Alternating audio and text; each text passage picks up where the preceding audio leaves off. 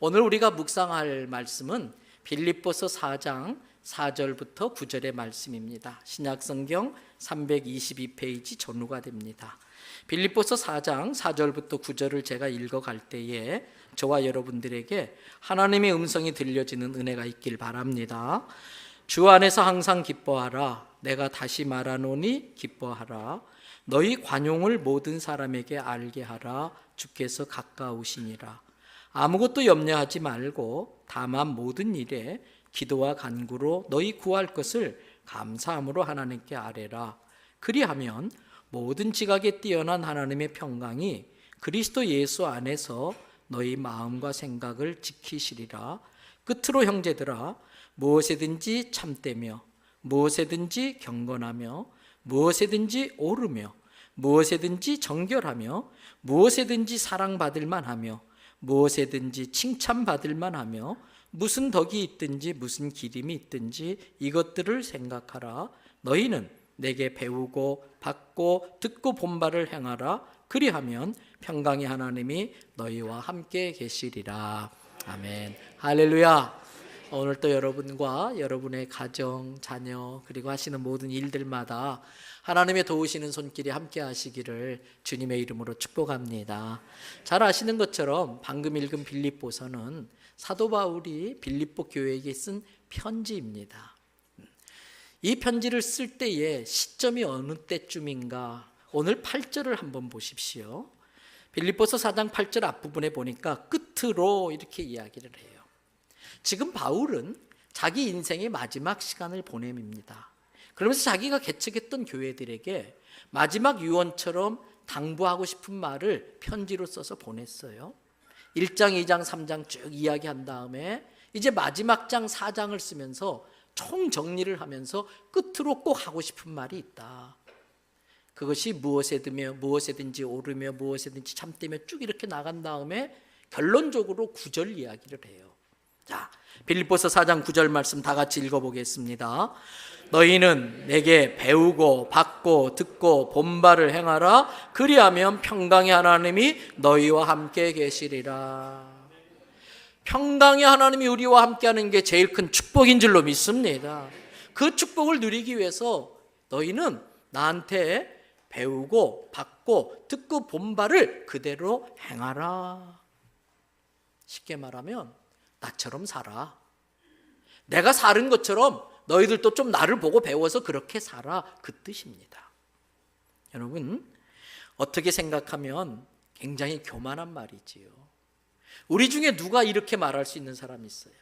나 좀 똑똑히 보고 나처럼 살아봐. 그렇게 누가 말할 수 있어요? 바울은 지금 그렇게 말을 해요. 그렇게 말하면서도 본인이 그렇게 살지 못한다면 이건 굉장한 위선이 되겠지요.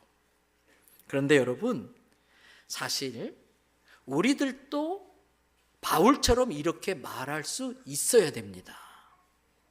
실은 우리가 그렇게 살지 못하기 때문에 이렇게 말을 하지는 못하지만 실은 우리가 이렇게 살아내고 그리고 내 자녀들에게 믿음의 후손들에게 나를 좀 본받아서 나처럼 살았으면 좋겠어 라고 말할 수 있어야 되는 것입니다. 그러한 삶을 우리도 살아내야 되는 것입니다. 바울은 지금 그렇게 말을 하는 것입니다. 너희는 내게 배우고 받고 듣고 본 바를 행하라. 어떻게 바울은 이렇게 자신 있게 말할 수 있었을까? 여러분, 바울은 그렇게 살았기 때문입니다. 어떻게 그렇게 살 수 있었을까? 바울은 늘 생각을 합니다. 말할 때마다 행동할 때마다 사람을 대할 때마다 매 순간마다 생각하는 게 하나님의 영광입니다. 하나님이 어떻게 보실까? 하나님이 어떻게 생각하실까? 그래서 8절의 말씀처럼 무슨 일에든지 하나님께 사랑받을 만할 수 있는 삶이 어떤 것일까? 어떻게 하면 하나님께 칭찬을 받을 수 있을까? 늘 그 생각을 했어요. 여러분, 생각하는 게 참 중요해요. 제 친한 친구 목사 중에 참 단순하고 순진한 친구가 있어요. 이 친구는 단순하고 순진하다 보니까 무슨 것을 본다든지 무슨 상황이 되면 말을 바로바로 해요. 근데 또 옆에 다른 친구가 있는데 이 친구 좀 까칠해요. 따지길 좋아해요. 그래서 맨날 그 순진하고 담백한 친구를 구박을 줍니다. 면박을 줍니다. 야, 이 사람아, 좀 생각 좀 하고 말을 해. 그게 말이여 뭐여? 생각 좀 하고 말을 해. 생각이 중요해요. 그러면 바울은 그렇게 나를 내게 배우고 받고 듣고 본 바로 행하라라고 하는 삶을 살기 위하여 늘 생각했는데 어떤 생각을 했는지 한번 보십시다. 여러분 8절 말씀 바로 앞부분이에요. 8절 뒷부분에 보니까 이것들을 생각하라 그랬는데 뭐라고 그랬느냐. 8절에 끝으로 형제들아, 그 다음 뭐라고 되어 있어요? 무엇에든지 참되며 무엇에든지 경건하며 무엇에든지 오르며 무엇에든지 정결하며 무엇에든지 사랑받을 만하며 무엇에든지 칭찬받을 만한 삶이 무엇인지를 생각하고 그렇게 살아라. 나는 그렇게 살았다. 너희는 내게 배우고 받고 듣고 본 바를 행하라 라고 지금 말하는 거예요. 여러분 그렇습니다. 바울은 이렇게 생각하며 그렇게 살았어요. 그런데 이것이 결심한다고 되는 게 아니라는 겁니다. 그렇게 살아야지 마음 먹는다고 그렇게 살 수 있는 게 아니라는 것입니다.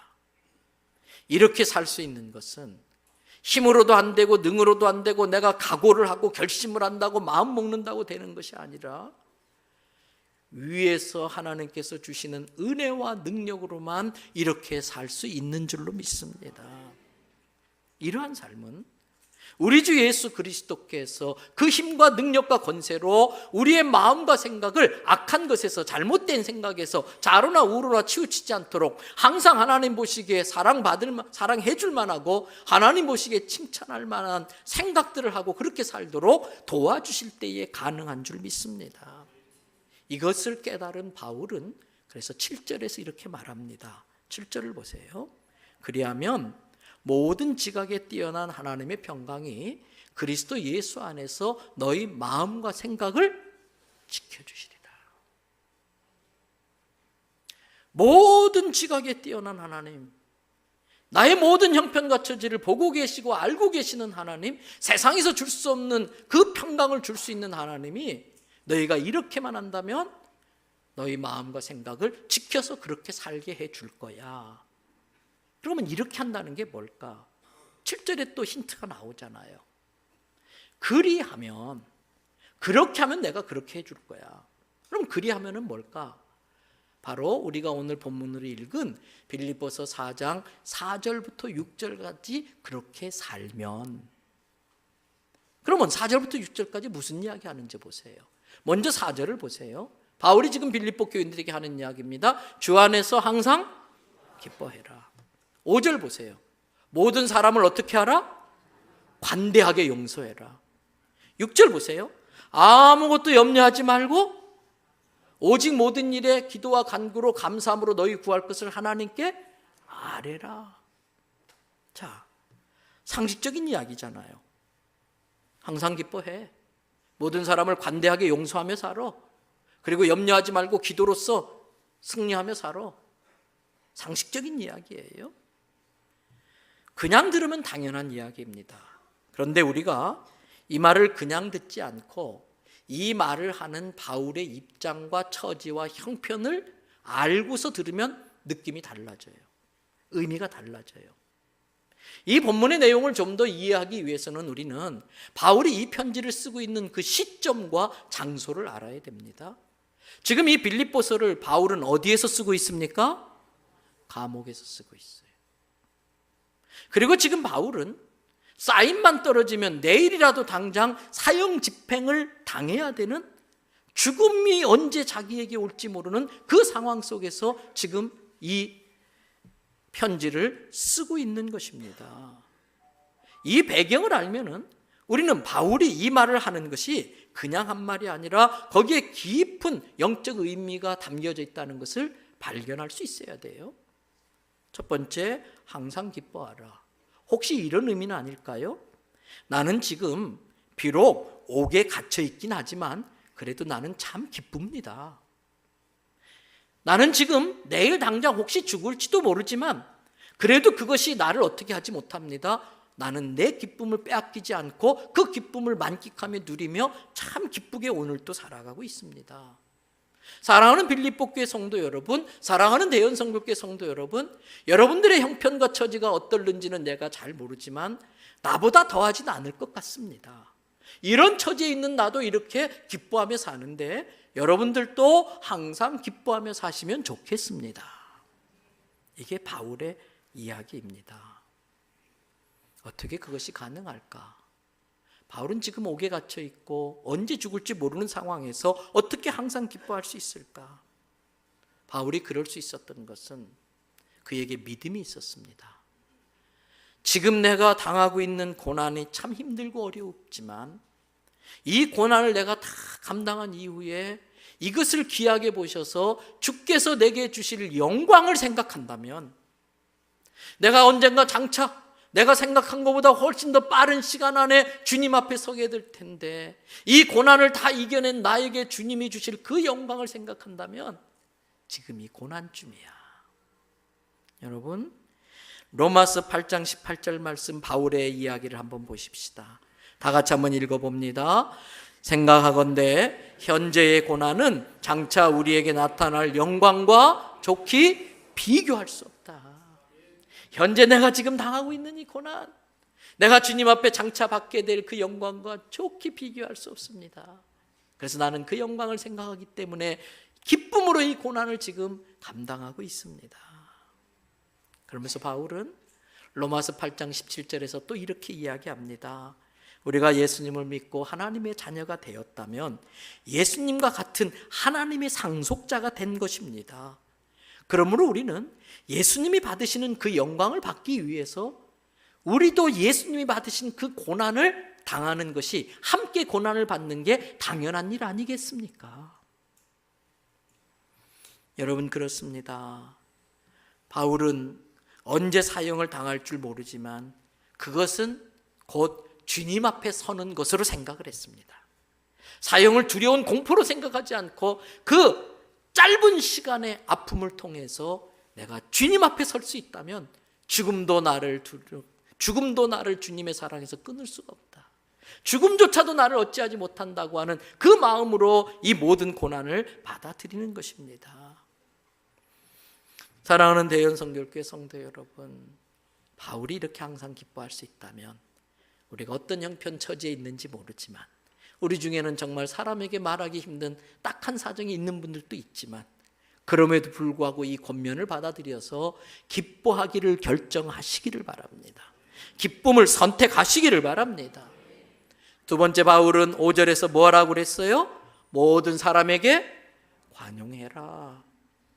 관대하게 너그럽게 용서해 주어라.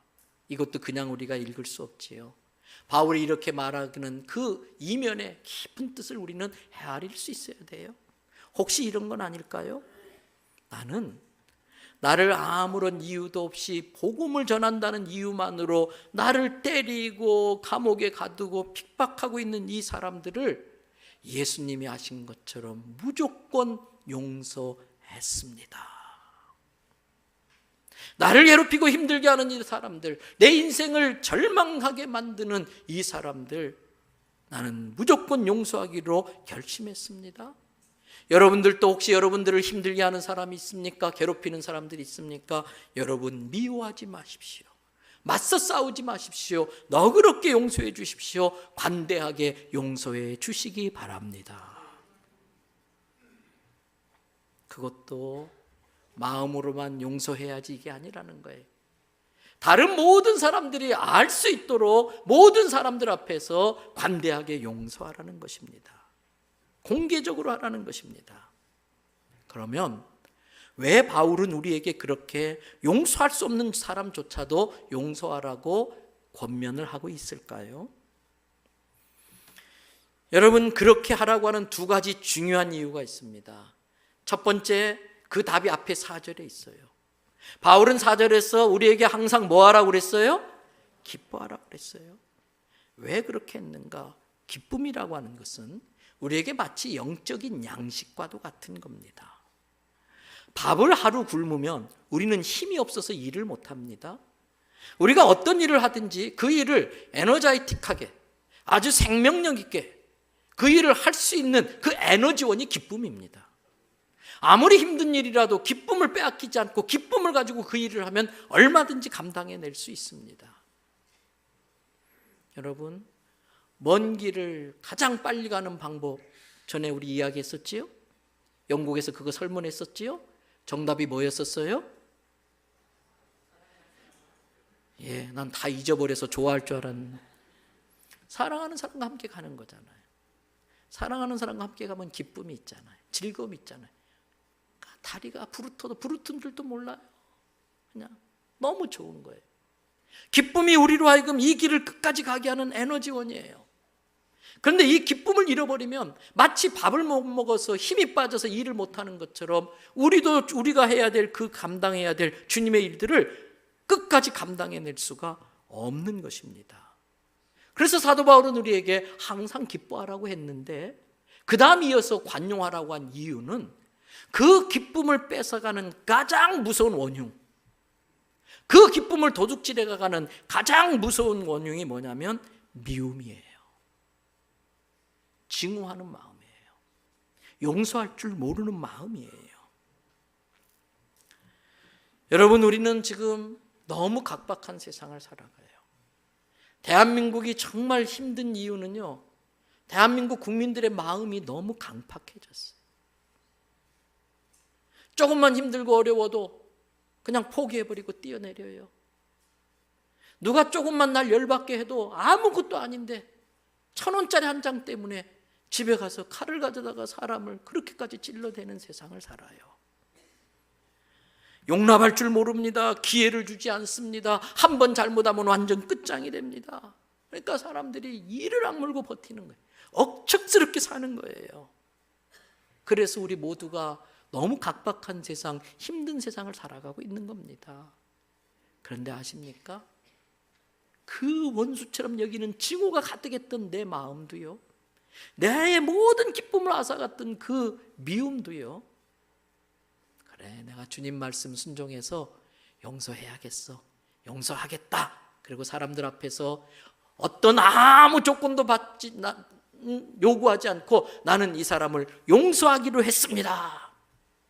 딱 선언하는 순간요, 미움이 싹 녹아져버려요. 그 끔찍했던 증오가 내가 용서하기로 결심하는 순간 눈 녹듯이 다 사라져버려요. 여러분, 관용하지 않고는 절대 기뻐하며 살 수가 없습니다. 그래서 미움은 마치 자기가 먼저 독약을 먹고서 상대가 먼저 죽기를 기다리고 있는 것과 똑같아요. 미움은 마치 자기가 먼저 자기를 죽이는 독약을 먹고서 상대가 언제 죽나 먼저 죽기를 기다리는 것과 똑같아요. 미움은 상대에게 독이 아니라 나한테 독이라는 거예요. 그래서 이 용서의 위력과 그 용서하지 못하는 것의 위험을 잘 알았던 테레사 수녀는 용서에 대해서 이런 이야기를 해요. 용서란 상대방에게 면죄부를 주기 위한 것도 아니다. 상대방의 잘못된 행동을 정당화하기 위해서 해주는 것도 아니다. 용서는 나를 위해 하는 거다. 누구를 위해 하는 것이다? 나를 위해. 내가 그 미워하는 마음이 독이 돼서 나를 먼저 죽이지 못하도록, 죽지 않기 위해서, 그 해독하기 위해서 먼저 용서하는 거예요. 그리고 더 이상 과거에 발목 잡히지 않고 앞으로 나아가기 위해서 꼭 해야 하는 일이 용서입니다 라고 말을 해요. 여러분, 이 이야기를 들은 오프라 윈프리라고 하는 미국의 유명한 토크쇼의 여왕 오프라 윈프리는 이렇게 이야기합니다. 용서란 말이 저는 그리스어로 헬라어로 놓아버린다는 뜻이라는 걸 알게 되었습니다. 그래서 저는 상대방의 분노로 내 자신을 어찌하지 못하게 만들고 과거에만 맞물러 앞으로 나아가지 못하는 내 자신을 위해서 나는 용서할 수 없는 그 사람들에 대한 증오와 미움을 놓아버리기로 했습니다. 이렇게 말한 오프라 윈프리의 인생은요, 용서할 수 없는 사람들로 가득했었어요. 그는 태어나자마자 얼마 안 돼서 부모에게 버림받았어요. 부모를 용서할 수가 없었어요. 할머니 손에 컸는데 사촌한테 강간을 당해요. 용서할 수 없는 사람이에요. 가출을 해가지고 다니면서 미혼모가 되고 얼마나 자기 인생을 사람들이 짓밟았는지 용서할 수 없는 사람들로 가득해요. 근데 이 브라가 예수님을 만나고 다 용서해요. 만일 그녀가 지금도 그것에 대한 증오와 미움으로 언젠간 내가 복수하리라 그렇게 살았다면 그 증오심이 독이 돼서 그의 인생은 망가졌을 거예요. 근데 그는 다 놓아버렸어요. 용서했어요. 그래서 오늘의 오프라 윈프리가 있을 수 있었던 것 아닙니까? 여러분, 그렇습니다. 과거를 정리하고 앞으로 나아가기 위해서라도 용서하시기를 바랍니다. 내 기쁨을 지키기 위해서라도 용서하시기를 바랍니다. 또 사도 바울은 왜 우리에게 관용하라고 했나? 첫째는 기쁨을 지켜내기 위해서, 빼앗기지 않기 위해서. 두 번째, 관용하라고 한 중요한 이유가 있습니다. 5절 뒷부분을 또 보세요. 너희 관용을 모든 사람에게 알게 하라. 그 다음 뭐라고 했어요? 주께서 가까우시니라. 우리가 내가 그렇게 잘못한 사람이라 할지라도 관대하게 용서해야 될 중요한 이유가 주님이 곧 오시기 때문에, 내가 생각하는 것보다 훨씬 더 빠른 시간에 우리는 언젠가 주님 앞에 섭니다. 내가 생각한 것보다 훨씬 더 빠른 시간에 우리는 주님 앞에 섭니다. 근데 그때에 내가 누군가에게 대했던 그대로 나를 대하신다면 우리는 주님 앞에 설 수 없어요. 내가 누군가에게 대했던 그 빡빡함과 인색함과 그 헤아림으로 주님이 나를 헤아리시면 우리는 아무도 주님 앞에 설 수 없어요. 그래서 주님은 우리에게 이렇게 이야기하십니다. 마태복음 7장 1절부터 4절에 나로부터 너희가 언젠가 내 앞에 서게 될 텐데 나한테 비난과 판단을 받지 않으려거든 뭐하지 말아라? 비판하지 말아라. 남을 비난하거나 남을 함부로 판단하지 말아라.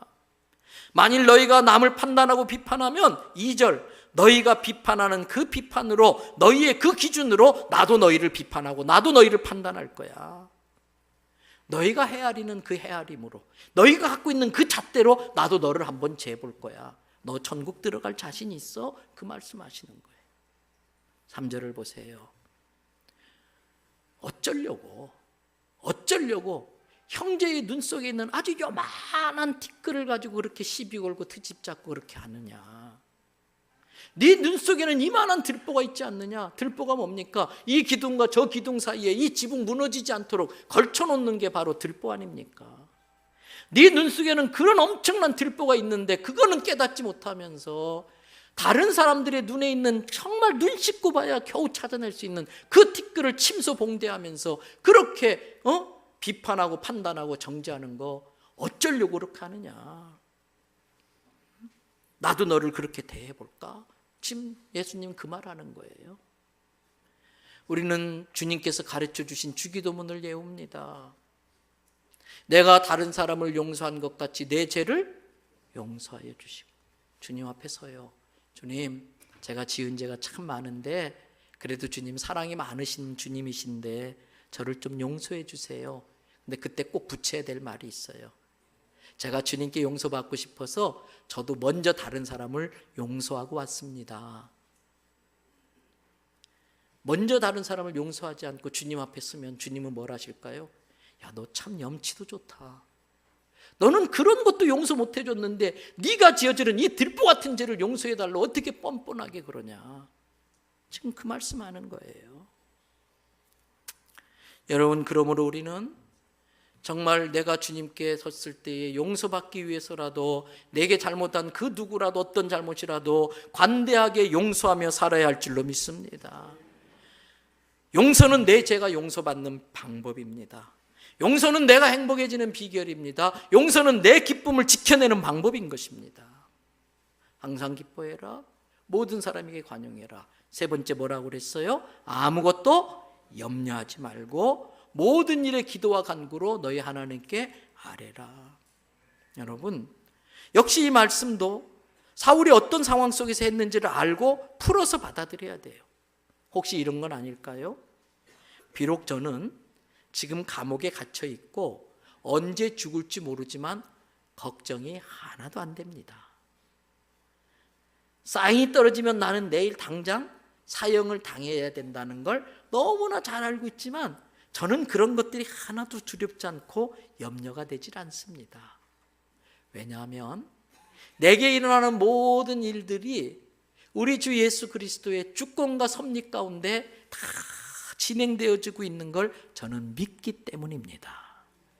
지금 저는 제가 왜 감옥에 있는지는 완전히 100% 이해하지는 못하고 있지만 주님은 제가 꼭 이 감옥에 들어와야만 할 수 있는 일이 있기 때문에 주님께서 나를 이곳에 갇히게 한 줄로 저는 믿고 있습니다. 그러면서 혹시 이렇게 말하진 않았을까요? 제가 이곳에 있기 때문에 그동안 바빠서 정리하지 못했던 모든 기독교의 교리들을 여러 소아시아 교회에게 편지를 보내면서 정리할 수 있는 시간이 생겼습니다. 그래서 저는 지금 빌립보 여러분 성도들에게도 이 편지를 쓸 수 있게 된 것입니다. 여러분 교회에만 쓴 것이 아닙니다. 저는 지금 에베소 교회에도 편지를 쓸 것이고 골로새 교회에도 편지를 쓸 것이고 빌레몬과 디도를 위해서도 이 감옥에 있는 동안 편지를 쓸 것입니다. 주님은 저에게 이런 일 하라고 시간 주려고 이 감옥으로 보내셨습니다. 신앙은 해석이에요.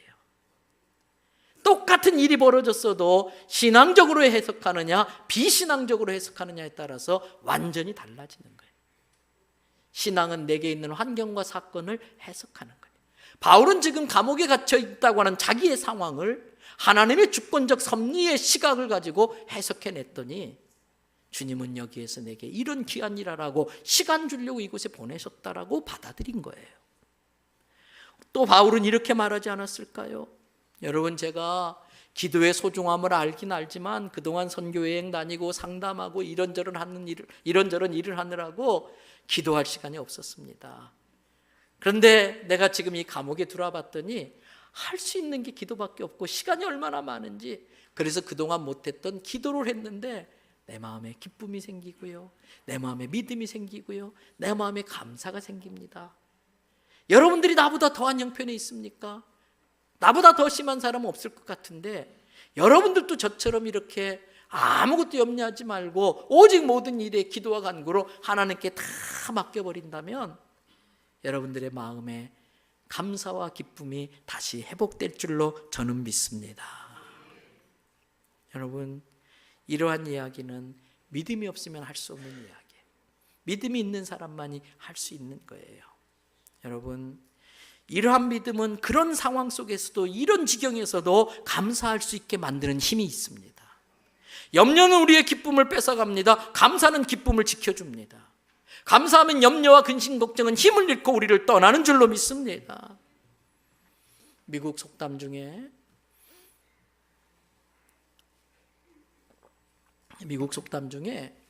시합 중에는 점수를 말하지 말라라고 하는 속담이 있다고 그래요. 무슨 뜻일까? 아직 게임 끝난 거 아니니까 중간에 섣부르게 판단하지 말라, 그런 뜻일 것입니다. 여러분, 우리들 중에 어떤 사람은 기가 막힐 웅덩이에 빠져서 이제 나는 끝장인가 보다 절망적인 상황에 있는 분들도 있을지 모르겠어요. 그러나 조급하게 판단하지 마십시오. 성급하게 결정하지 마십시오. 여러분, 넘어질 수 있어요. 다 넘어져요. 그런데 넘어져서 일어나지 않으면 그게 그 사람의 결론입니다. 넘어져서 일어나지 못하면 그게 그 사람 인생의 결과입니다. 우리는 그것을 실패라고 말합니다. 그러나 넘어질 수 있습니다. 그런데 넘어졌어도 다시 일어납니다. 그러면 그것은 결과가 아니라 과정입니다. 우리는 그것을 실패라고 말하지 않고 실수라고 말합니다. 그러므로 넘어지지 않는 것보다 다시 일어나는 게 중요합니다. 아직 결론 나지 않았습니다. 하나님께서 이 모든 걸 보고 계시고 알고 계십니다. 나는 좌절할 수밖에 없는 그 상황이라 조급하게 내 인생을 끝장내고 싶은 마음도 없지 않아 있지만은 아닙니다. 모든 걸 보고 계시고 알고 계시고 핸들링 하신 하나님께서 믿음으로 주님 앞에 매달리는 자에게, 믿음으로 간구하며 기도하고 믿음으로 금요일 밤에 철야를 하고 새벽에 나와 부르짖는 성도에게 길을 열어주실 줄로 믿습니다. 하나님의 사람들도, 아무리 믿음 좋은 사람들도 순간적인 전투에서는 질 수 있습니다. 아무리 믿음의 사람이라 할지라도 순간적인 국지전에서, 그 지역 전투에서는 질 수 있습니다. 그러나 끝까지 믿음으로 버티면 전체 전쟁에서는 궁극적으로 승리할 줄로 믿습니다. 전에 말씀드린 적이 있습니다. 여러분, 두 종류의 사람이 있습니다. 온도계 같은 사람이 있고요, 온도 조절기 같은 사람이 있습니다. 온도계 같은 사람은 바깥 날씨에 따라 금방 추웠다 더웠다 달라집니다. 온도 조절기 같은 사람은 바깥 날씨가 추우면 온도계를 올려서 방을 따뜻하게 만들어 버립니다. 바깥 날씨가 추우면 온도계를 올려서 따뜻하게 만들고, 더우면 온도계를 내려서 시원하게 만듭니다. 환경은 자꾸 우리의 감사의 온도계를 떨어뜨리려고 그러고, 우리의 상황은 우리의 기쁨의 온도계를 자꾸 떨어뜨리려고 합니다. 그러나 우리는 믿음이라는 온도 조절기를 가지고 오히려 힘들고 어려운 상황에 내 감사가 점점 떨어지려고 할 때 감사를 쭉 올려버리셔야 돼요. 믿음이라는 온도 조절기를 가지고 지금의 내 상황과 그 어떤 미성숙한 사람이 나를 괴롭히고 힘들게 해서 내 기쁨을 떨어뜨리고 뺏어가려고 할 때에 믿음의 조절기를 가지고 기쁨의 게이지를 쫙 올려버려야 돼요. 근데 목회하면서 참 이상한 건요, 그렇게 잘 되고 그렇게 잘 나갈 때는 할렐루야 주님 감사합니다, 기뻐하며 춤을 추고 찬송을 부르고 믿습니다 했는데, 사단의 공격과 나의 실수 때문에 또는 어떤 미성숙한 사람들의 괴롭힘 때문에 인생이 힘들어지는 순간, 그 순간이 용서가 필요한 시간이고, 그 순간이 사랑이 필요한 시간이고, 그 순간이 믿음이 필요한 시간인데, 그러한 환경 때문에 사랑과 믿음의 게이지가 쭉 내려가 버리는 사람이 많아요. 아니에요. 날씨에 조절당하는 사람이 아니라 믿음의 조절기를 가지고 환경을 조절하고 이끌어내고 그 어떤 것으로부터도 내 감사와 기쁨을 지켜내는 성도들 되시기를 바랍니다. 이제 말씀을 마무리하겠습니다. 지난주에 생각하지 않고 사는 게 죄다 그랬어요. 왜 생각하지 않고 사는 게 죄인지를 사단이 하와를 유혹할 때를 예를 들어 설명드렸어요. 사단이 선악과 따먹으라고 유혹할 때에 3분만 생각해 봤다면 하와는 분별력을 가지고 사단의 유혹을 물리칠 수 있었을 거예요. 그러나 생각하지 않고 덥석 받아들였다가 우리가 이 고생을 하게 되었어요. 생각하며 사는 게 참 중요합니다. 그래서 시편 94편 8절 말씀에 이런 말씀이 있어요. 다 같이 한번 읽겠습니다. 백성 중에 어리석은 자들아 너희는 생각하라, 무지한 자들아 너희가 언제나 지혜로울까. 말씀 띄워놔 주세요. 무지한 자들아, 지혜로운 자, 어리석은 자, 지혜로운 자, 그 중간에 뭐가 있어요? 생각하라. 무슨 뜻일까요? 생각하지 않고 살면 무지한 자라는 겁니다. 생각하지 않고 사는 자가 어리석은 자라는 것입니다. 근데 내가 지금 이대로 계속 살아도 괜찮을까? 내가 이대로 살면 아무 문제 없을까? 내가 생각한 시간보다 훨씬 빠른 시간 안에 주님 앞에 서게 될 텐데 내가 이대로 계속 이렇게 살아도 괜찮을까? 생각하는 것이 지혜라는 것입니다. 여러분, 우리는 그러므로 이 사도 바울처럼 무엇에든지 참되며 무엇에든지 경건하며 무엇에든지 오르며 무엇에든지 정결하며 무엇에든지 사랑받을 만하며 무엇에든지 칭찬받을 만한 삶이 어떤 삶일까를 생각하며 살아야 돼요. 근데 그것은 우리의 능력으로 안 됩니다. 주님이 그런 생각을 하며 살도록 우리의 마음과 생각을 지켜줘야 됩니다. 근데 주님은 아무나 지켜주지 않습니다. 우리가 받게 될 그 영광을 생각하면서 지금의 고난도 극복하며 항상 기뻐하며 사는 사람, 그 사람의 마음과 생각을 지켜주는 거예요. 힘들고 어렵게 하는 사람이 있지만 내가 받은 용서의 은혜가 너무나 크고 귀해서 그 누구라도 관대하게 용서해 주는 사람, 주님은 우리에게 용서의 은혜를 베푸셔서 그 기쁨을 지켜내는 축복을 허락해 주시는 거예요. 우리의 마음과 생각을 그렇게 지켜주시는 거예요. 그리고 내가 이해되지 않지만 여기에 하나님의 기쁜 뜻이 있어서 이 상황 속에 나를 이끌고 오셨구나. 비록 여기가 감옥이라 할지라도 이 모든 걸 아시고 보고 계시고 주관하신 하나님이 계시기에 나는 기뻐하며 살겠다라고, 감사하며 살겠다라고 하는 그러한 바울 같은 마음으로 사는 사람을 주님이 지켜주시는 것이지요. 그런데 신앙은 관념적이거나 추상적이 되어서는 안 돼요. 무엇이든지 옳으며 무엇이든지 참되며 무엇이든지 정결하며 무엇이든지 사랑받을 만하며, 이건 너무 관념적이고 추상적이에요. 신앙은 구체적이고 실제적이 돼야 됩니다. 도대체 무엇이든지 항상 옳게 산다는 건 어떤 삶일까? 무엇이든지 하나님 앞에 칭찬받으며 산다고 하는 삶은 어떤 것일까? 무엇이든지 하나님 앞에 정결하다라고 인정받으며 사는 삶은 어떤 삶일까? 이 관념적이고 추상적인 개념을 실제적이며 구체적인 개념으로 바꾸어서 적용하며 살아야 됩니다. 저는 그 8절의 말씀을 실제적으로 적용해 본다면 적어도 3가지라고 생각을 합니다. 결국은 첫 번째, 내 인생의 남은 시간을 어떻게 사용하며 살 것인가를 생각하며 살라는 겁니다. 지금까지 살아왔던 시간보다 앞으로 남은 시간이 짧은 분들이 이곳에 많이 계신데, 지금까지 살았던 삶이 이렇게 빨리 지나갔다면 훨씬 더 짧은 남은 시간은 얼마나 더 빨리 지날 것인가. 시편 90편은 말합니다. 너희의 남은 날을 계수할 줄 아는 게 지혜다.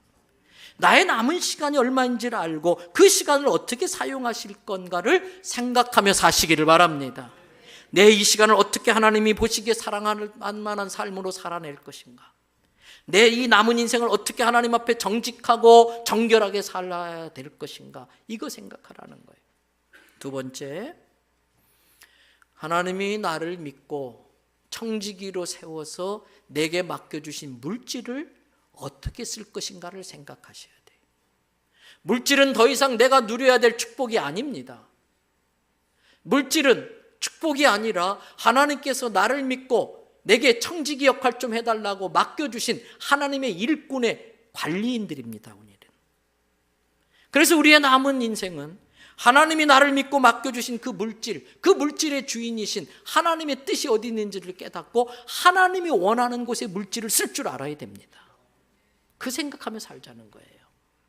그리고 세 번째, 내게 주신 은사와 달란트가 있어요.